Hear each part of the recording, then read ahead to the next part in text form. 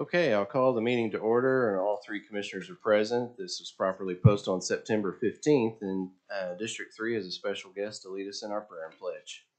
Well, thank you, Commissioner. I would look to call upon Congressman J.C. Watts, Congressman and Pastor J.C. Watts, I should say, to deliver our invocation and lead us in the Pledge of Allegiance.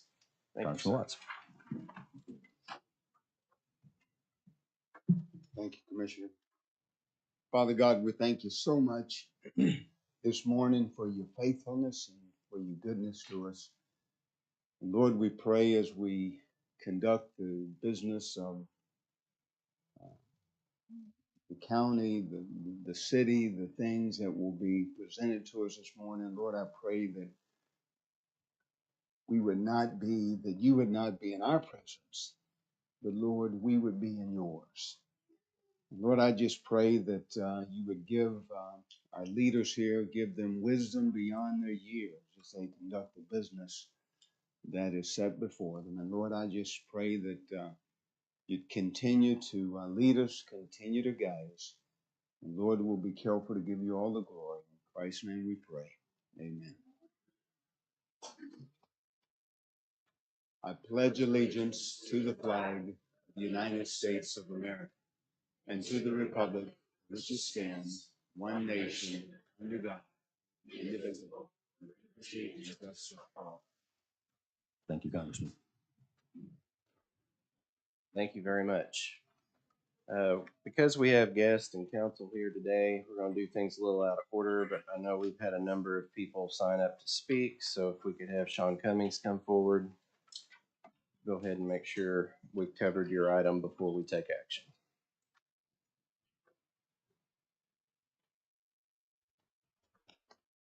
Good morning, everybody. Congratulations on the two appointees. I don't know why they would want the job, but God bless them, and I hope it goes well. The rest of my stuff is really based towards Commissioner Calvi. This whole deal started with us about 2.5, 3 years ago when he was pulling political stunts and raided the jail with 17 other people, beginning a publicity war with P.D. Taylor.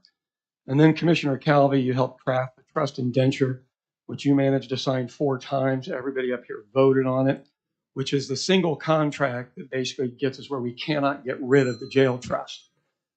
Commissioner Calvi, you sit on CJAC. You sit on the Board of County Commissioners. You're on the jail trust. So in effect, you are the manager of the jail. You have more seats and positions than anybody else. So how you lead matters. Poor management and untrained staff due to your management, because we got rid of the trained staff that the sheriff had. Now, your employee left a violent man uncuffed Your employee inadvertently or on purpose allowed a rape to happen. Your people buried the video for 2 months. The perpetrator was let out of the jail without being charged. Now, the real question of all of this is, what if she's pregnant? Now, you might very well be the next DA. Can you assure me today that you will not charge her or anyone who helps her abort that child due to a rape that happened to her in your jail? You can look up anytime you want and act like this isn't happening. But you need to deal with the issue that this woman could be pregnant. And we all need to look at this seriously, that it happened in the jail under your guise, because you're still writing the $3 million check every month. They asked for another $3 million a week ago for payroll. Okay, it's your job. You don't write the check. You don't have to pay people that are abusing people. You're complicit by paying them. Thank you. Christopher Johnson.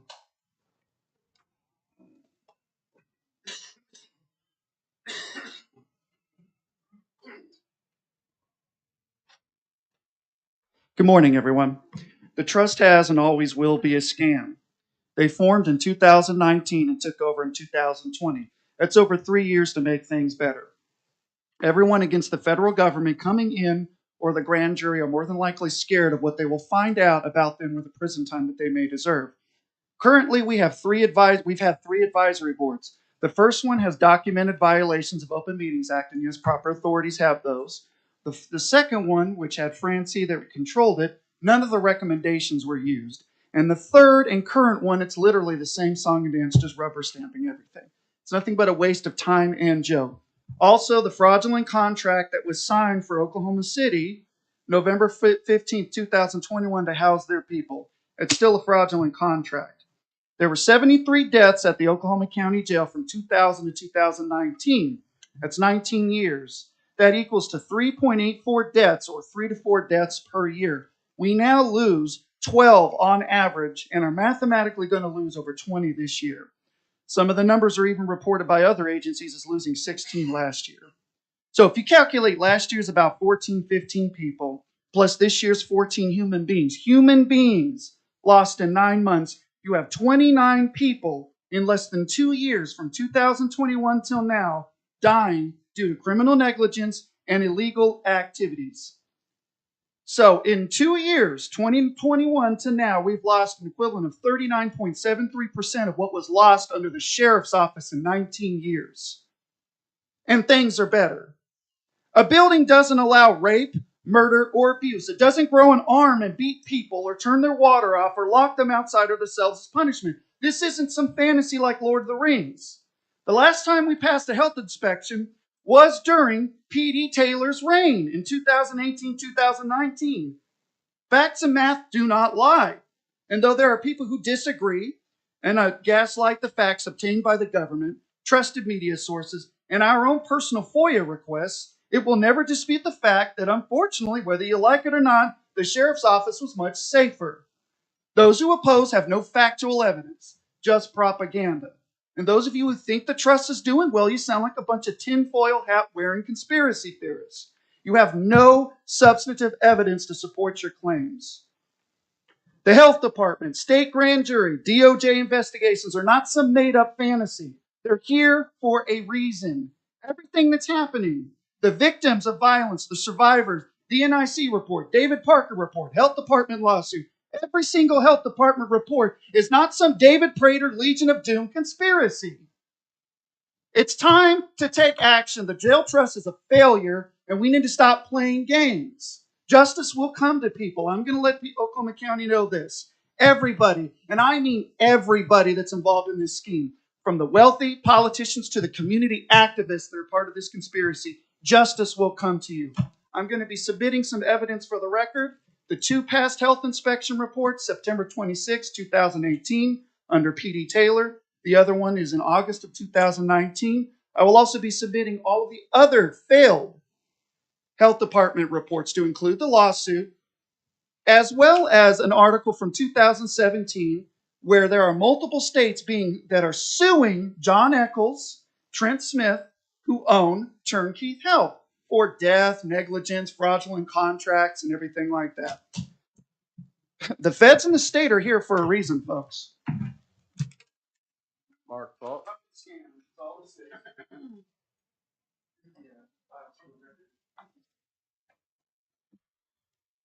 It's been a busy week at the jail. It's been a busy week in the news.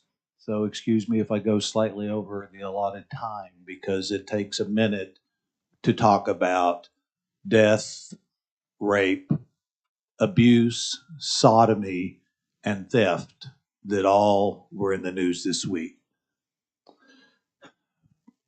First of all, we have been accused of saying we don't need a county jail. And in fact, one of the people today who is will be appointed to the jail trust said that in a video when he was endorsing the jail.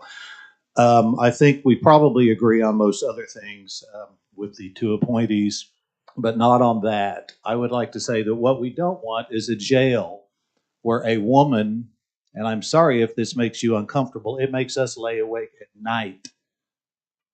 And it makes us feel pain and suffering for the people who feel the real pain and suffering in there. A woman was handcuffed to the wall, and it looks deliberate to me. I'm going to just say that. She was being released. Another man who had 4 convictions for assault and battery raped her. He was released. A rapist is on the loose, a known rapist. It was on video the very next day.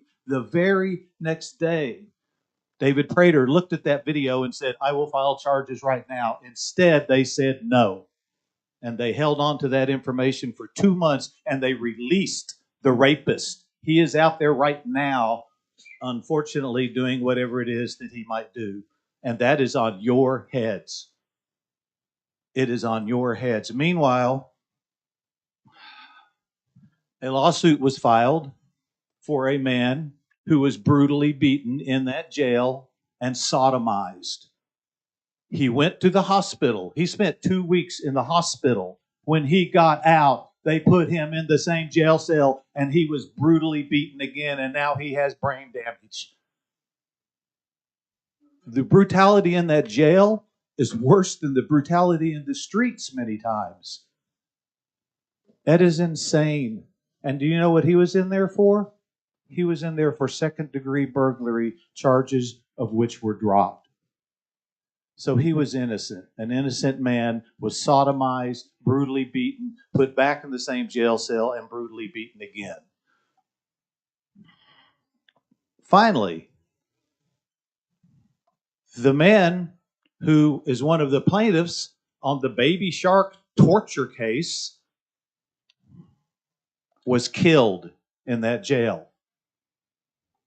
His niece was a woman who was killed in a high-speed car chase, a pregnant woman who was killed because the police decided it was a good idea to chase after someone in a pickup, even though there was a tracking device on that stolen pickup, and she was an innocent bystander. She was murdered.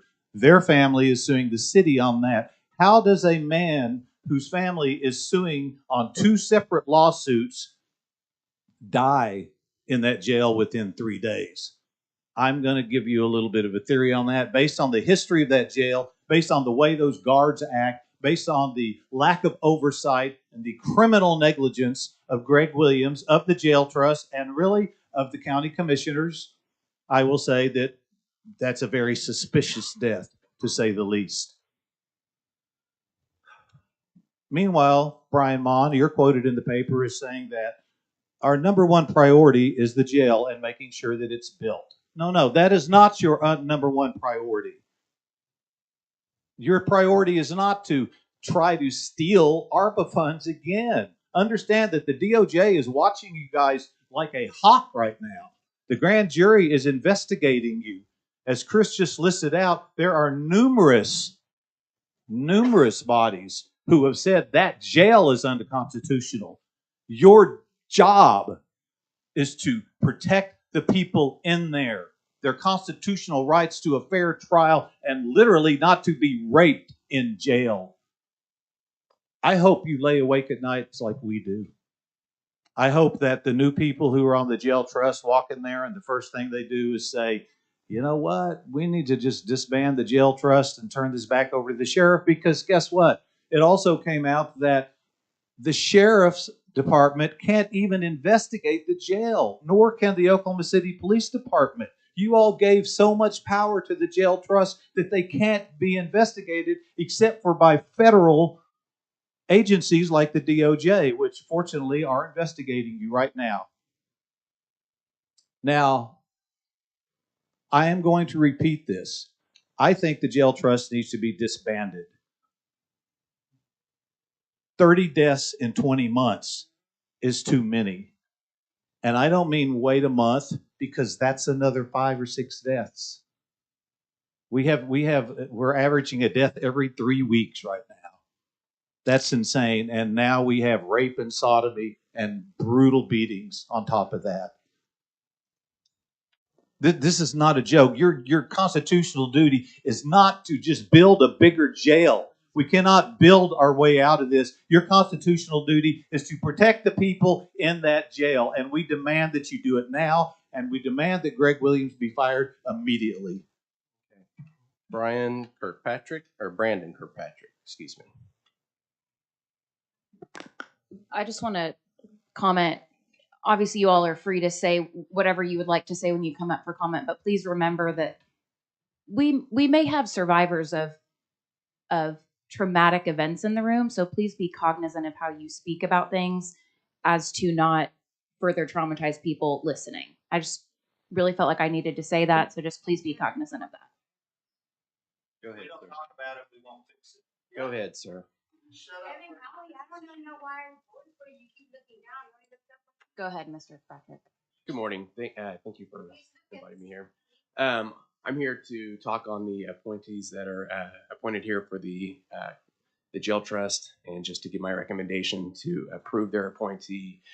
Knowing Pastor Scobee and Adam Luck, I think that what we're lacking is accountability, and these people are actually accountable in everything that they do. They have a proven track record of being accountable to the communities that they are in and bring knowledge of the community that they're working with, and I believe that these are people that should be appointed to this Oklahoma County Jail Trust. Thank you. Thank you, sir. Mr. Williams.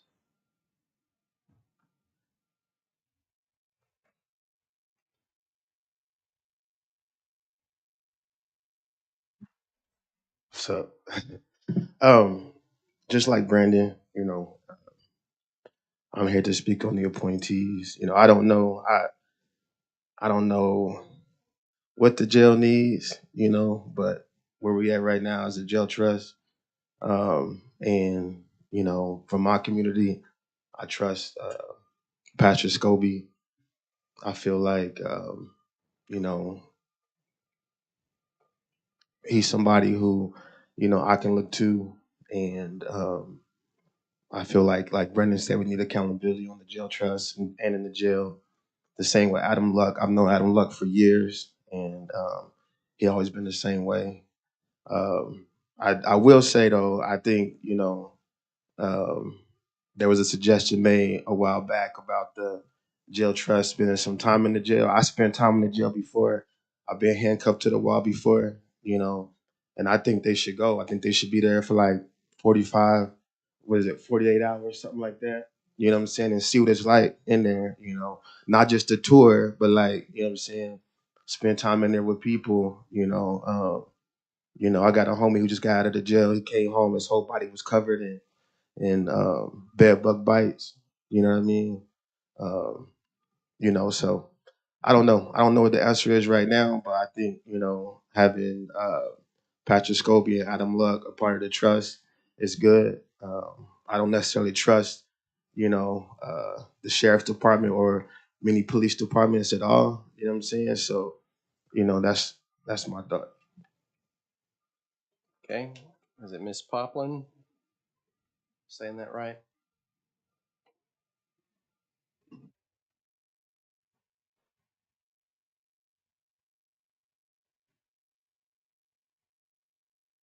Good morning. I want to congratulate whoever is being voted into the trust. However, get used to me, and if you're going to do the same things that Untrust Senior and Junior are doing, I'm going to refer to you as the same. Now, I want to talk about that rate. And you, for what you just got through saying, should be ashamed of yourself. This lady that got raped, what about how she feels? How about her trauma? Okay. Now, from my sources, very reliable sources, that I'm not at liberty to say who it is, she was a mental health patient that came from the 13th floor. She was handcuffed to the wall on a bench. The black gentleman, he didn't leave the cell and wander nowhere. One of the employees set him next to her and did not handcuff him. He put his hand over her mouth and he proceeded to rape her. And there was no 5 minutes that someone come and stopped him from doing that. He raped her. And that is just horrible.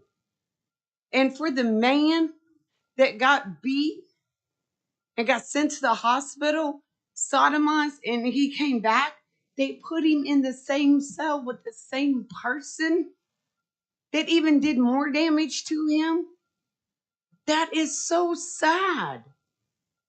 And had this been any place else, any other business, the Untrust would have got fired. And why y'all have not fired them as of right now is beyond me. I cannot even comprehend that. They knew that rape happened. Every employee that was in the booking and releasing area, including Greg Williams and William Monday, need to lose their jobs. They were all right there. It's even on videotape. How can you let that happen? And I'm asking you, Kevin Galvey, how? If you make it to be district attorney, what if it was your daughter that was on that bench? The same little one you have on your campaign. Help elect my daddy and help him lock up the bad guys. Where is that bad guy? He's roaming the streets. Something has to be done. And I have tons of emails from inmates of how they're treated. And still no one is listening. The board is not listening to how the Untrust is running that jail. And Major Garner, love her to death. Sweet lady. Very sweet. I know her from Cleveland County. But she too should lose her job. Because the major knew about that rape. Everyone that was there, that knew about it, that swept it under the rug, they need to lose their jobs. Thank you. Are there any others who wish to speak? Seeing and hearing none, we have item 36. We have some employees of the month, and they need to return to work. So if we can go ahead and celebrate them. Karen?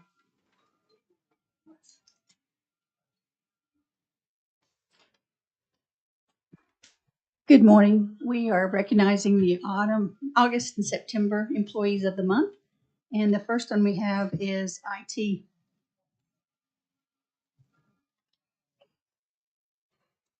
Kodiak, would you come up front, please?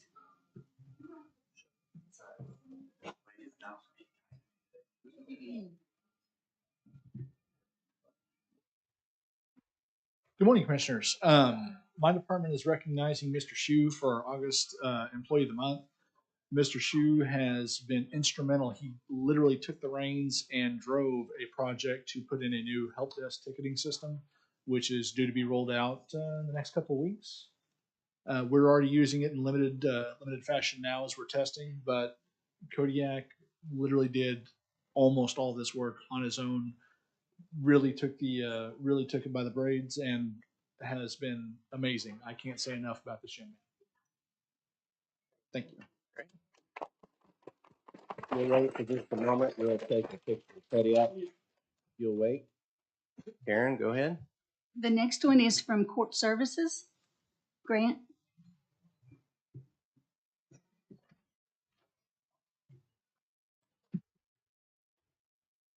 Good morning. Thanks for letting us be here. If you don't mind, I'm going to read my nomination I wrote for Adrian. It is a pleasure to nominate Case Manager Adrian Perez as this month's BOCC Employee of the Month. Adrian continues to be the department's tone setter on a daily basis. Adrian arrives to work at 5 a.m. to get the operations of the department started to ensure everything Court Services does is completed in an expedited manner. His attention to detail, as well as his overall concern for the public he serves, is noticeable and appreciated. In addition, Adrian continues to go above and beyond. He never hesitates to assist his coworkers, has learned every facet of the department's operations, and fills in with any duties that are needed. Not once have I ever heard a negative comment about Adrian. Of the countless times I have watched Adrian communicate with the public, it is clear that he cares about the community and the people he serves.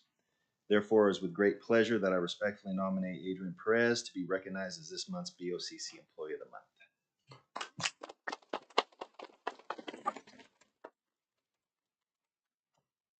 And I understand this is the second time Adrian has received Employee of the Month. Yes, it is.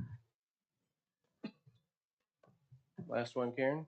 One more. This is for September, and this is from Social Services. If Christy will come up.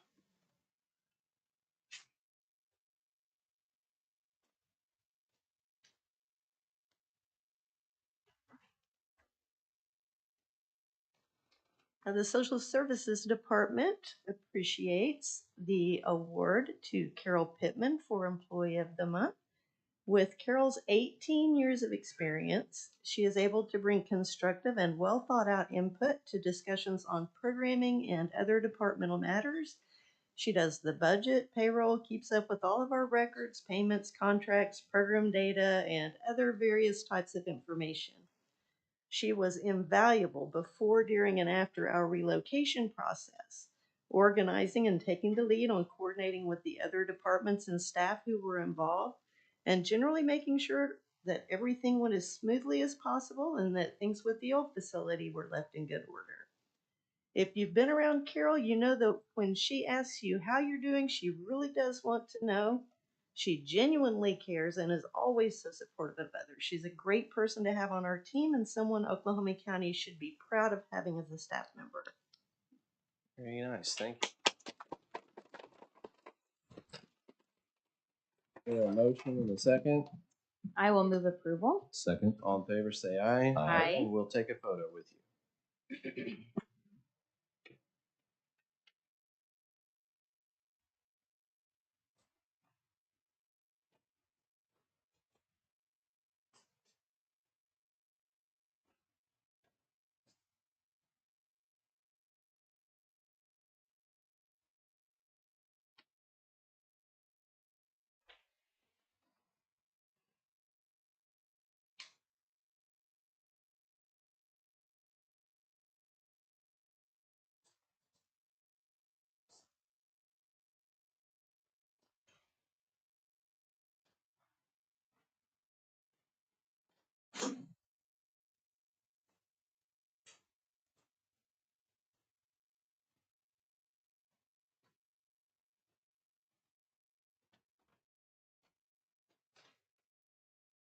Okay, and I know that we have a number of guests here for item 22, so I'll recognize District 1.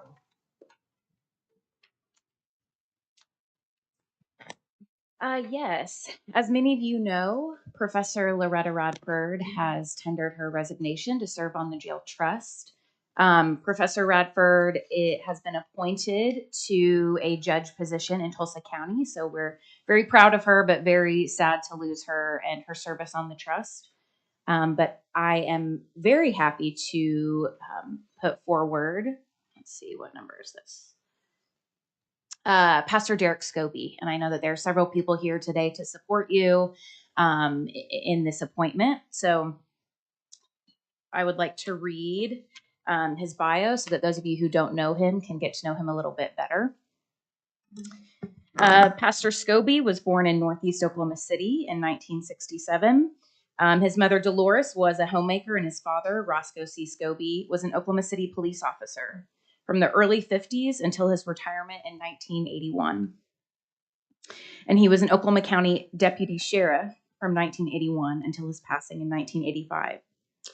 Pastor Scobee graduated from Douglas High School in 1985 and attended Central State University. In 1996, he relocated to Dallas-Fort Worth, where things moved very quickly for him. Throughout the next 12 years, he managed and grew multiple sales organizations. He has now been in ministry for over 25 years. In 2009, he planted a church in McKinney, Texas, with a focus on cultural diversity. In 2012, Pastor Scobee was selected to be the senior teaching pastor and pastor of multicultural engagement of the 5,000-member First Baptist Church in McKinney, Texas. Under his leadership, he grew FBC's restoration venue from approximately 100 to 700 weekly attendees.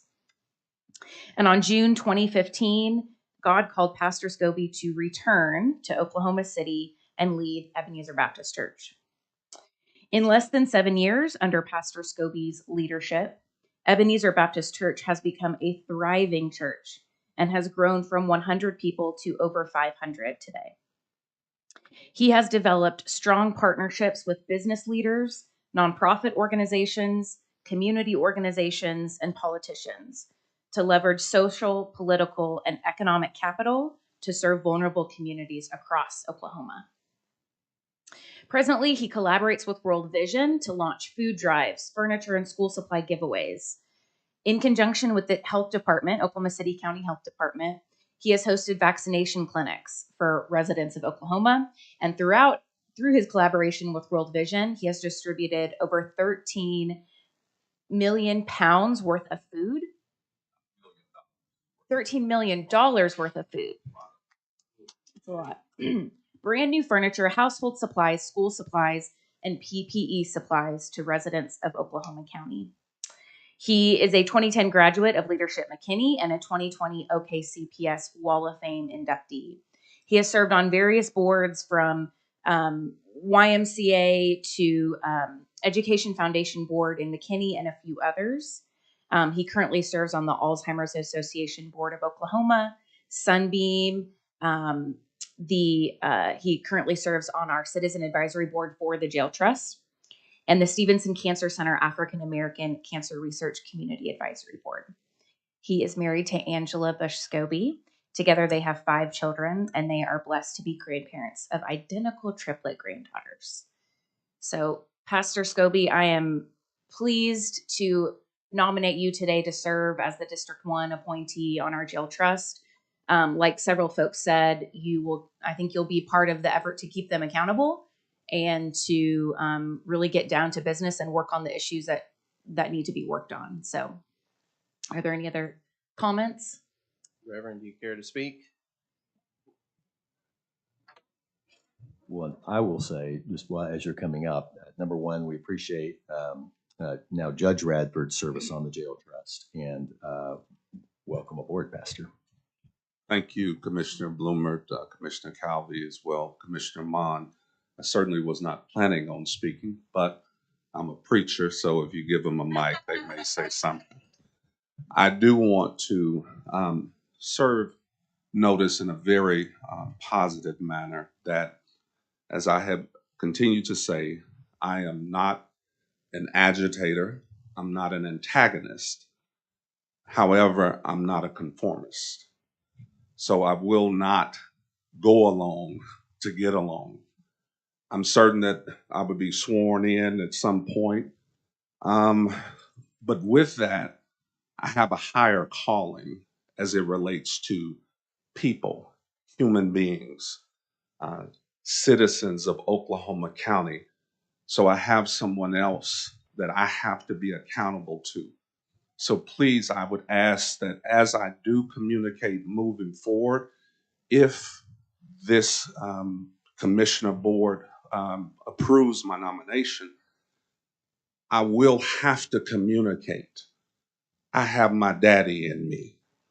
My daddy, Roscoe Scobee, he never, ever moved up the ranks in the Oklahoma City Police Department throughout the 50s, 60s, 70s.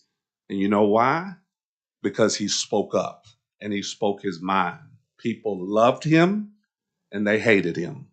And I guess that's probably how it will be with me. But trust me when I say I will always seek to do the right thing, to work together in harmony as much as possible.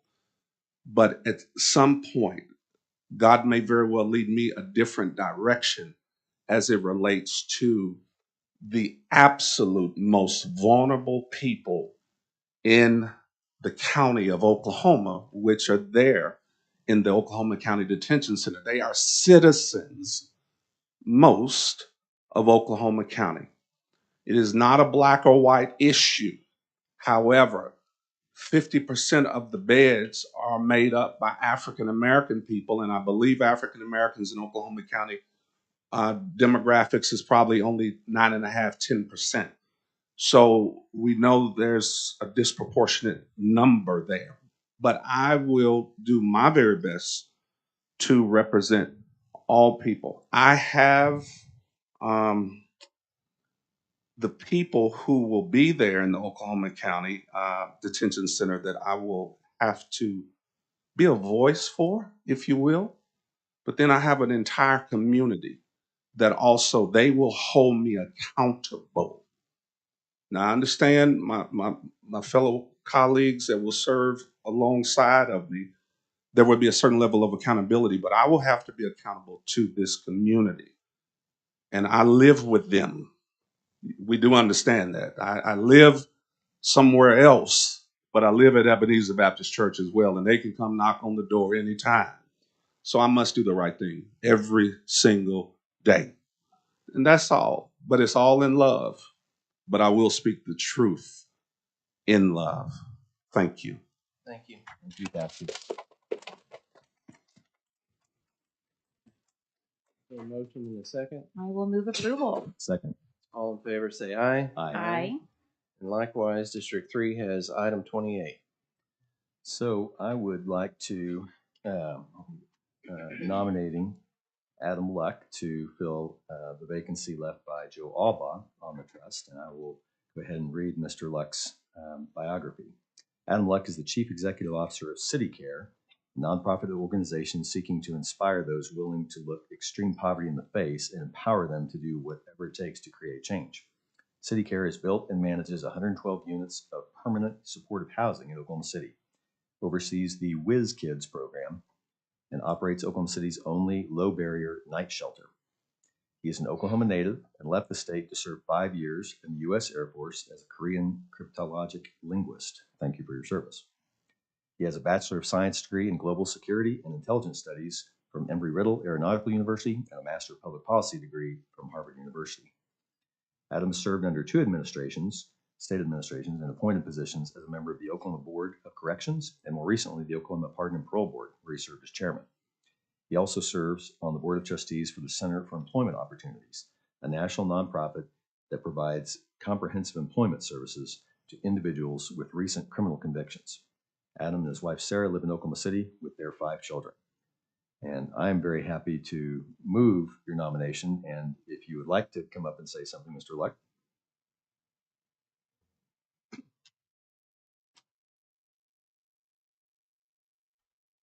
Morning. I'll keep my comments brief and probably not quite as eloquent as Pastor Scobee, but I certainly don't take this lightly. This is something that I have been interested in for a long time. I've been in the jail countless times. I was a part of a group of individuals that led tours through the county jail in 2016, 2017, and 2018. And so while it's not a part of my personal experience, having been there, I have spent a lot of time there. It's something that I've been interested in for a long time, familiar with the challenges associated with the jail, and wanted to be a part of making it better to the extent that that building can be better. There's also a lot that I don't know, and I look forward to learning more should I be appointed to the jail trust. And the last thing I'll say is I hope that if anything, by my service in state appointed capacities, there would be some amount of trust that when it comes down to it, I'll do what I feel like is right, regardless of the cost. So again, thank you for the opportunity to come before you today and for considering my appointment to the jail trust.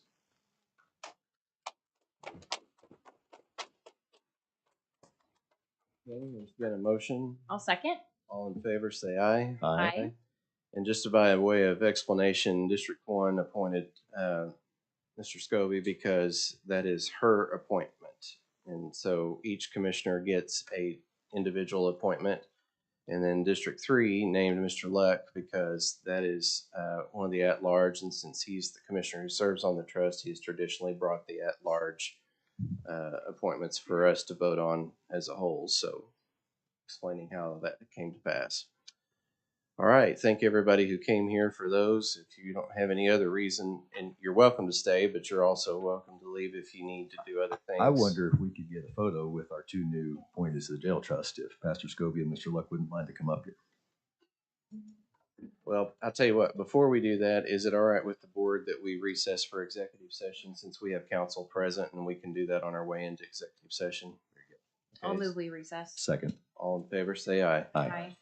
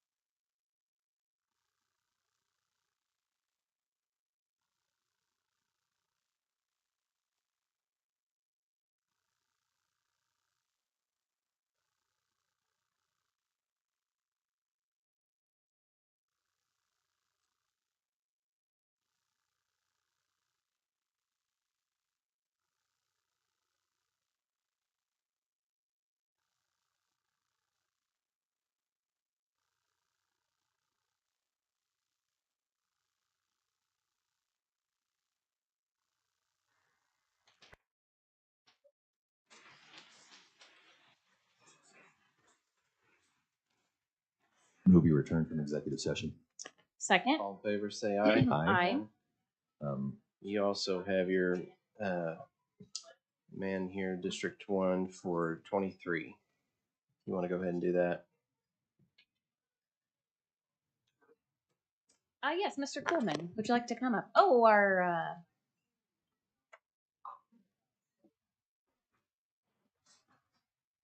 thank you, Danny.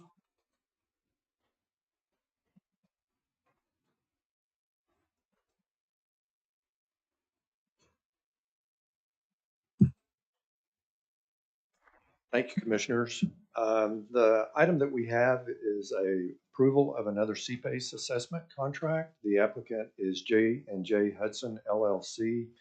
This property is located at the northeast corner of Northwest 11th and Hudson.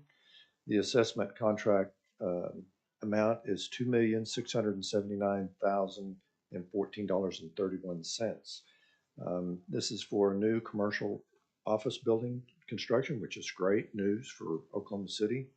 And you can see the type of assessments that it'll be covering, and I'd recommend its approval. If there's no questions, I'll move approval. Second. All in favor, say aye. Aye. Sorry for your wait, sir. Thank you. Thank you, Mr. Coolman. Thank you, Mr. Coleman. Sheriff, you want to go ahead and do yours so you can go on item 40?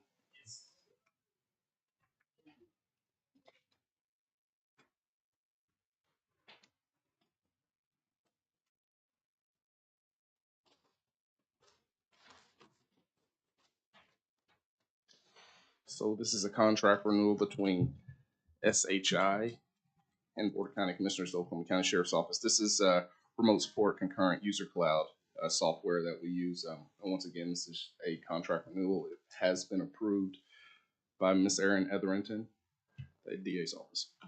Any questions? Move approval. Second. All in favor, say aye. Aye. Thank you. Thank you, sir. Thank you. Okay, now we can go back to the regular order of the agenda. Item 1 is the approval of the minutes, September 6th. I'll move approval. Second. All in favor, say aye. Aye. We have the claims. I'll move approval of our claims. Second. All in favor, say aye. Aye. Aye. On our P card statement, it's just standard, right, Chantel? Is there a motion? I'll move approval. Second. All in favor, say aye. Aye. And then we have the opening of the bids.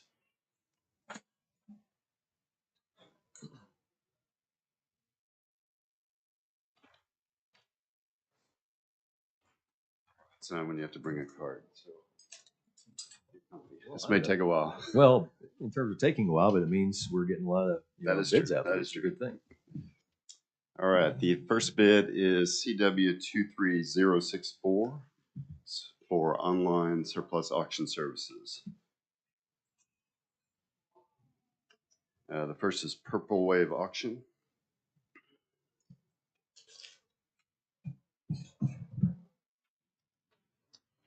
Blue Rive Auction.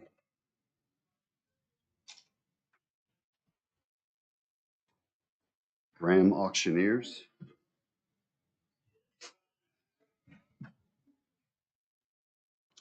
Bidadoo Inc.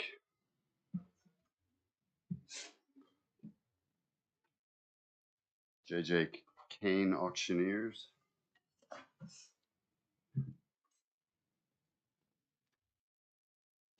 Property Room.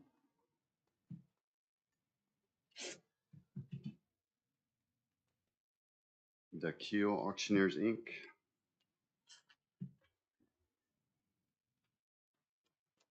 Zarka.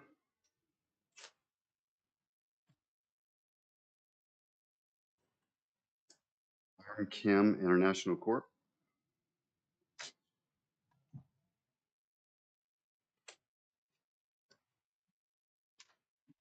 White Envelope.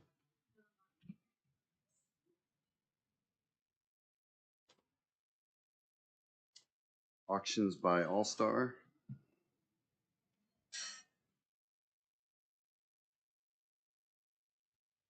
And LSO Gov Deals. And the next is CW 23006 for bottled water and hydrating sports drinks. Yeah, I think we got a few of those intermingled, and like Ozarka Water was open, that really applies to this one. Okay. All right. Thank you. Sorry about that. Okay. The first is School Health Corp.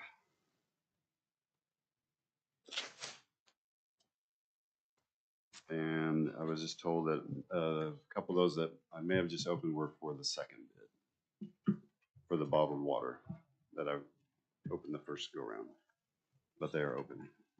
Okay. Just one. This one, Just one Ozarka. bid. Okay. All right. Is there a motion that be tabulated and returned? I'll move it. Second. All in favor, say aye. Aye. Thank you, Danny. Chantel. This is a recommendation for CW 23022-1. We've been working very closely with Juvenile on their grocery bid. A lot of services when it comes to the size of their operation is going towards, we're working really closely with the state and their state contract. A portion of it was just for fresh produce. And so we found that it'd be better to bid that. We're able to get cheaper prices that way compared to state contract.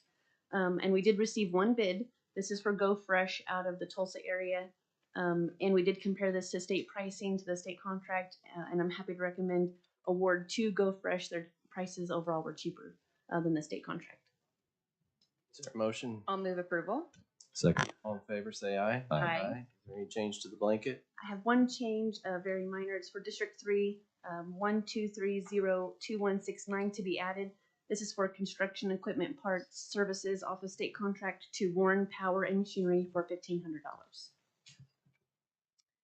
I'll move approval of the blanket purchase orders with the change that you just said. Second. All in favor, say aye. Aye.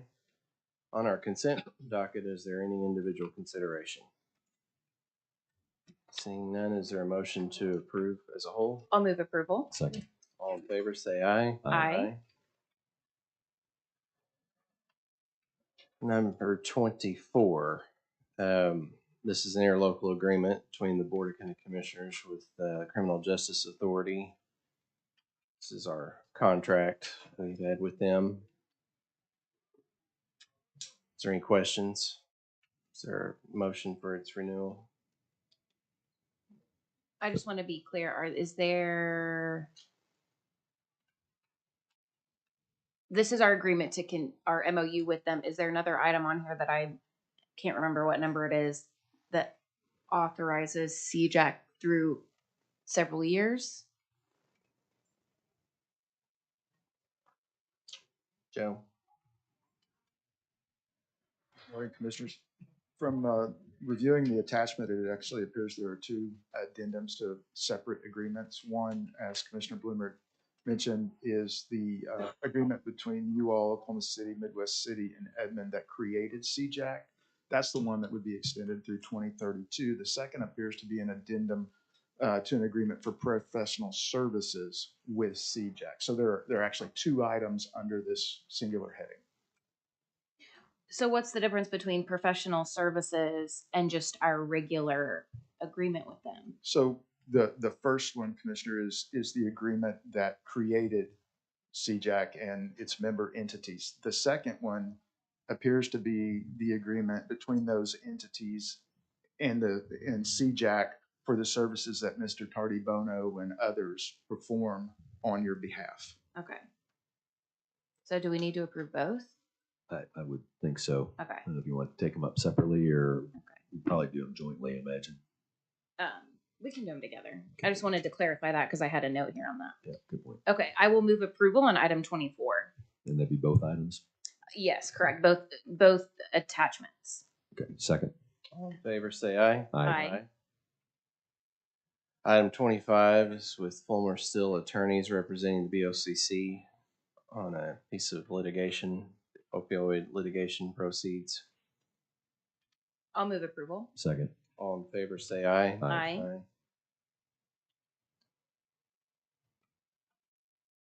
Item 26, it's participation in the Jansen, Oklahoma subdivision opioid settlement agreement. I'll move approval. Second. All in favor, say aye. Aye. Item 27 is our establishment of the Oklahoma County Citizens Bond Oversight Advisory Board. That's a mouthful. for the construction of our new county detention center. And we talked about this kind of having the size of a 7-member board when we were just discussing it between us, and it would be one from each of us, just like they are on the jail trust, and then 4 who serve at large. We don't have a time frame yet for appointments, right? No, but we're not looking to probably do the bonds until the end of the year, the first of next year. So nothing can really happen too soon before then. And this just allows the establishment of this body to be clear so that we have time to go about considering who you want to appoint. Good point. Commissioners, if I may, in the document it references a December BOCC meeting, but those can be amended to your leisure. Thank you. Any questions? If I remember correctly, when we appointed members to the trust, did we do it all at once? Where each of us brought forward our members and then we voted on our at-large members? I think that is the way that, yeah, I think that's Okay. what we did. I don't know that that's required, but Okay. I think that It was facilitated because CJAC had helped vet jail trustee members, and they proposed a slate which we took up for consideration and subsequently adopted. Okay. With the 4 at large Okay. anyway. And then I think we were just prepared with our individual choices separate from them. And I have been in consultation with them on people that they're receiving information from or might know about for background purposes. I've suggested a couple of names for them to assist in helping vet just for my own, even for my own one appointee, just to see if anybody's got additional background information. I'm really, for me, trying to appoint somebody that's really competent and well-knowledged about the oversight of a building that size and all that goes into it in terms of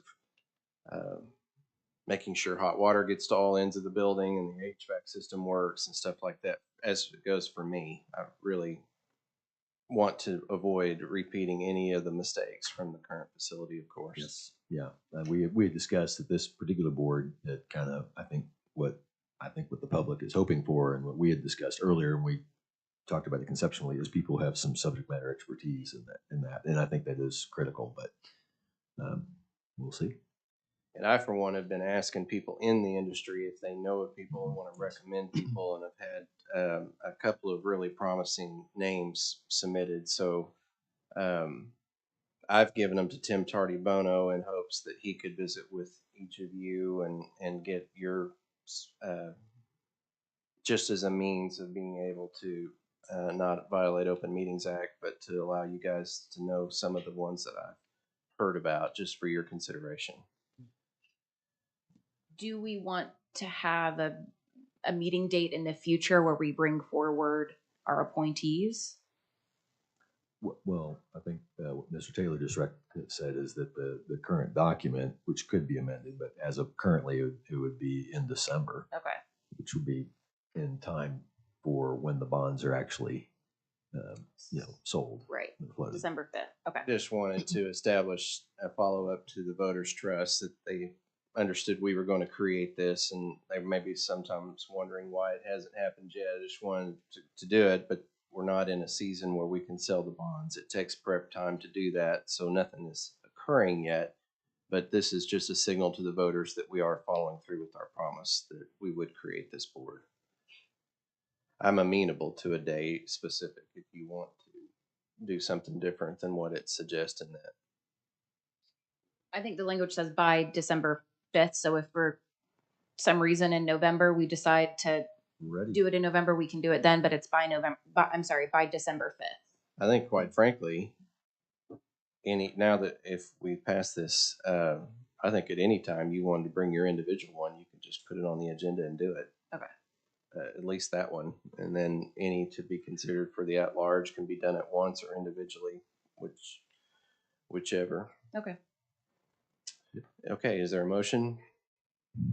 I will move on item 27, that our Citizen Advisory Board consists of 7 members, each commissioner allowing their own appointee, 4 at-large members, and we will appoint those members by December 5th, if not before.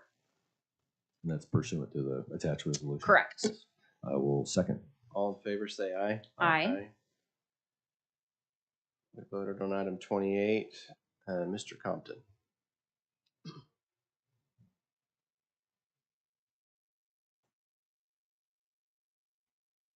Good morning. This is the amount that's left in our CARES account from last year. These represent medical expenses that our health plan incurred during the allowable period for CARES. We're seeking reimbursement. Budget Board, it is a recommendation from BET. It went to Budget Board. Budget Board approved this last week. If it's approved by BOCC, this will zero out the CARES account. I'll move approval. Second. All right, all in favor, say aye. Aye. Thank you. Thank you. Abstractors bond. This is from American Eagle. It's receiving our certified I'll copy. move to receive. Second. All in favor, say aye. Aye. And then the Finance Authority's financial statements. I'll move to receive. Second. All in favor, say aye. Aye. And then Mr. Barnes, this is just our annual fire agreement, right, with Spencer. I'll move approval. Second. All in favor, say aye. Aye. Engineering. This item is to secure the right-of-way for a new bridge in District 3, 178th Street over Deer Creek. Yeah, this will be a good project. That's not one of the first roads that floods, but back in 2019 when we had all that huge amount of flooding, there was flooding over this road, so it is necessary to get it done. And unless there are any questions, I'll go ahead and move the item. I'll second. All in favor, say aye. Aye. And then we have Keith to talk to us about a fire alarm system. Item 34 addresses replacement of the fire alarm system in the courthouse, which was installed originally in 2011. We had to act quickly with the various committees to assemble funds to do this. It was decided that $215,000 be taken out of the commissioner's unallocated funds and $60,000 be taken from facility M&O. Our contract price came back lower than expected, $232,200. Fire Troll will be the vendor we'll use, and we're purchasing this off state contract. Okay. I'll move approval. Second. All in favor, say aye. Aye. Mr. Bolton, you want to talk to us about the handbook? Thank you, Mr. Chairman, members. This item represents very minor changes to the employee handbook regarding Section 2.29, which is our travel reimbursement policy. This is necessary to reflect changes enacted in the 2022 session. And this is considered a supplement to the handbook. I will coordinate with Dan and with Dane and Rich, excuse me, and with Karen in order to communicate this out to the employees. It becomes effective November 1st. Very minor changes that hardly will even affect anyone, but the Budget Board did adopt this unanimously last Thursday, as had the Handbook Committee prior to that. Be happy to answer any questions. Any questions? I'll move approval. Second. All in favor, say aye. Aye. I thank you for your work on that, and thanks for briefing me about it. My pleasure. Thank you all. Okay, we voted on item 36, 37. Rich, are you still here? Yeah.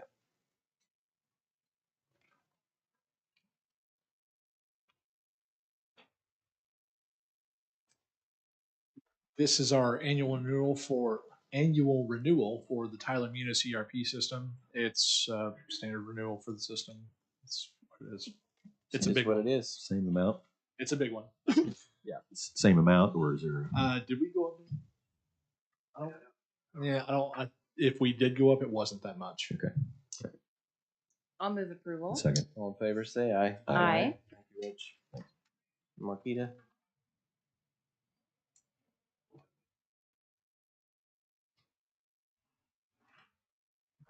This is a resolution actually denying the zoning change from R2 to R1. The Planning Commission recommended denial due to the density and nonconformance with the master plan. So if you do want to approve it, you'd have to be unanimous because there was significant protest. Was there a split decision? It was unanimous? It was unanimous. Okay. Yeah, this is in my district, and I will move that we agree with the planning commission and that we deny the application. I'll second. All in favor, say aye. Aye. Thank you Thank very you. much. Thank you. Okay. This is for the Juvenile Bureau. It's recommending a funding increase for the project number 10,009. Are there any questions of Michael? Cody, was this just because our quote came back a little bit higher than we anticipated? Okay. I'll move approval. Second. All right. All in favor, say aye. Aye. We've handled the sheriff's item, the treasurer's item, number 41. This is just here's Christy, but she's explained this to us before. This is the transfers to the cash amount from the highway fund. Well, I don't know. We got to trust the treasurer to pay us back. No, I'm just kidding. We will pay Usual you back. thing. I know. Not till January. All good. Yes, we're asking for money from 3 funds, 3 million from highway cash, 2 million from capital improvement regular, and 1 million from Tinker Clearing. When we take this money or borrow this money, it'll leave 5.3 million cash in highway. So hopefully you're not writing that much in checks anytime soon. We'd be leaving 5.3 in capital improvement regular and 1.7 million in Tinker Clearing. Is there a motion? I'll move approval. All in favor, say aye. Aye. Thank you, Christy, for coming in. Commissioner comments, District 1, No comments today. 3. Want to congratulate BOCCP for an excellent festival, Hispanic festival they had yesterday, where they had the Mexican consul from Arkansas in, and Governor Stitt announced that looks like we may be getting our own consul in Oklahoma, which I thought was an excellent thing. And then also like to congratulate Pastor Don Horton and the Fellowship of Christ Baptist Church for their opening of their new building, and it was a wonderful celebration yesterday. I think Rose State's having a similar festival. Yes, this coming weekend. All right. It's still the state fair through this week. And any new business? Is there a motion to, since we've done executive session, to address item 43? Yes, I would move that we proceed as discussed. Second. All in favor, say aye. Aye. Any additional citizens to speak? Seeing none, is there a motion to adjourn? I'll move we adjourn. Second. All in favor, say aye. Aye.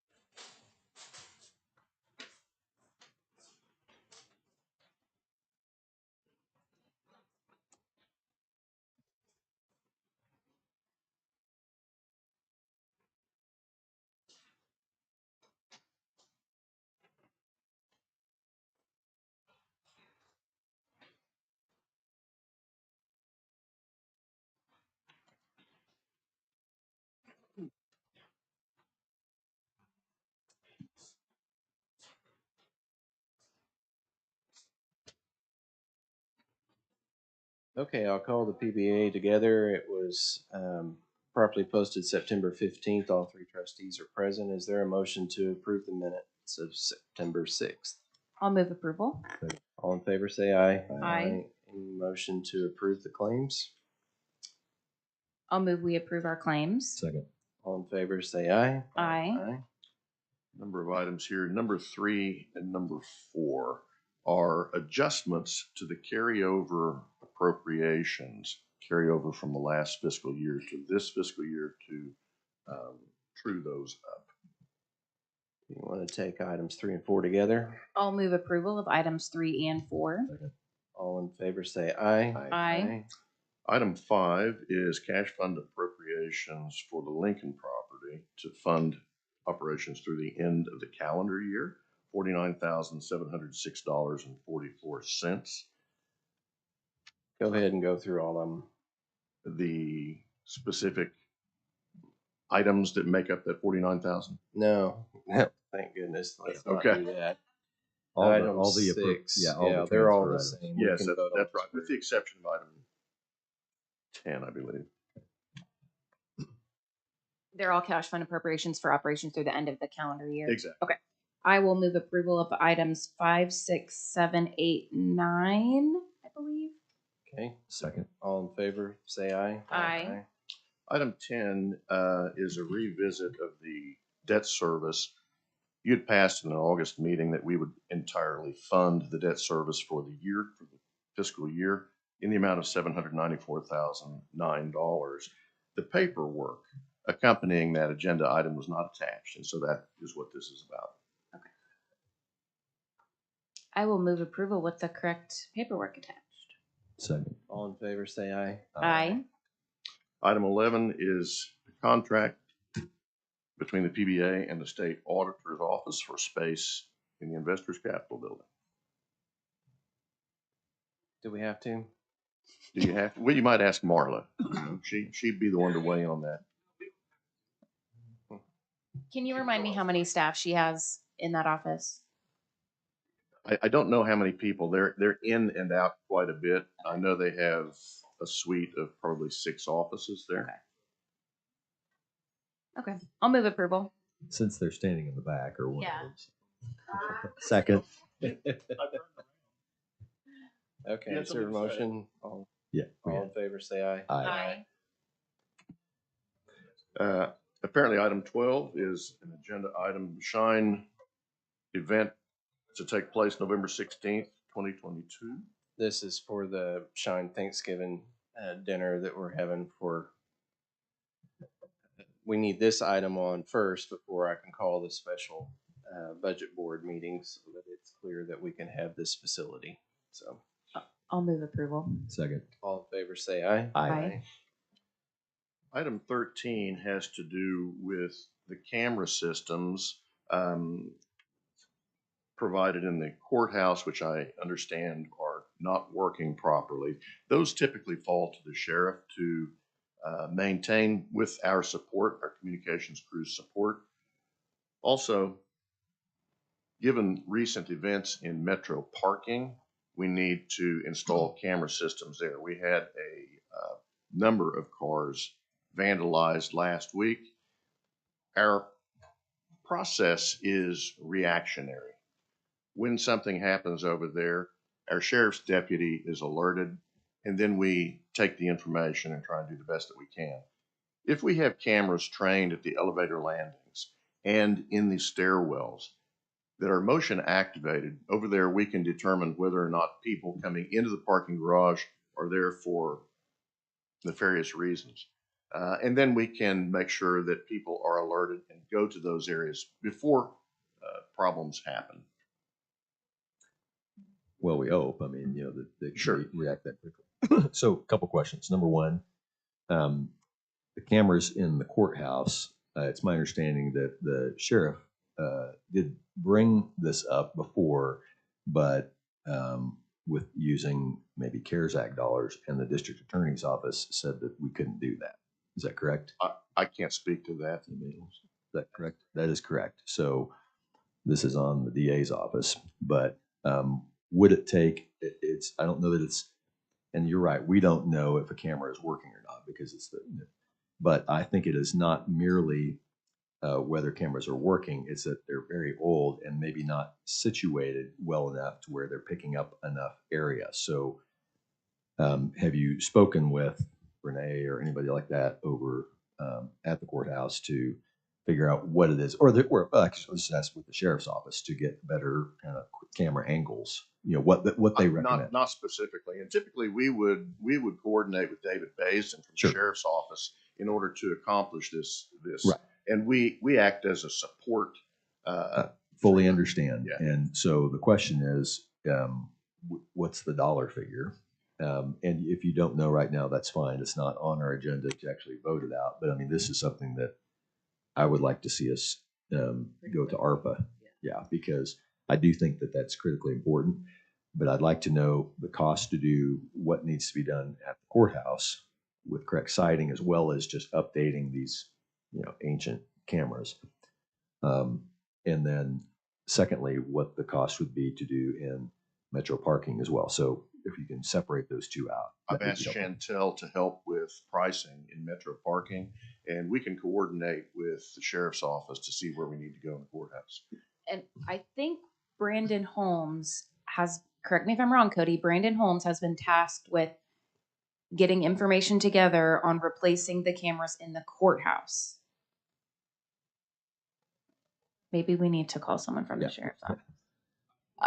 Well, you're coming up. Cody and I spoke with Judge Andrews and Judge Ogden on Friday, and we all agreed that this needs to be taken care of pretty quickly, and that we could look into utilizing ARPA funds. But you are correct that the cameras in the courthouse, that whole system is really managed by the sheriff's office. Yeah. So When we found out, observed by the sheriff. yeah. Yeah. To answer the question about Mr. Holmes, when we found out about the issue, I know Baisden kind of runs that stuff for the sheriff, but Holmes is really easy for me to get a hold of. There was a handbook meeting, and so I talked to Holmes, and right as the stuff was happening, and Holmes said he was going to get with Baisden and figure out what was going on. Now, I don't know who's running that process over at the sheriff's office, but I think they're aware of it and working on it. So hopefully Keith can get with them, get all the necessary information so we can get a good price and be able to move forward from there. Okay. I would urge that we move, with some urgency on this, no later than our next regularly scheduled meeting, if we can get that together. Did he have something to add?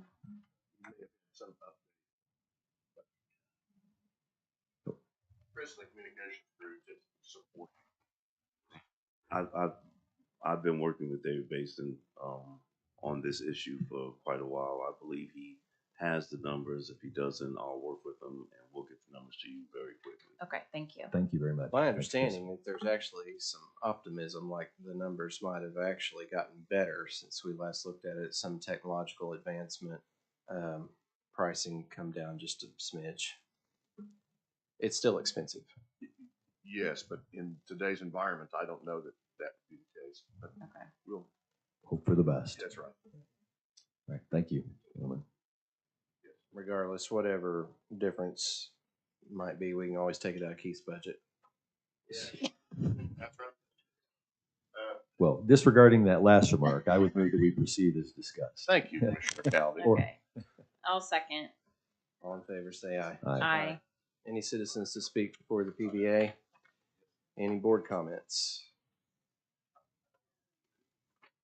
If not, is there any new business? Hearing none, is there a motion to adjourn? I'll move we adjourn. Second. All in favor, say aye. Aye.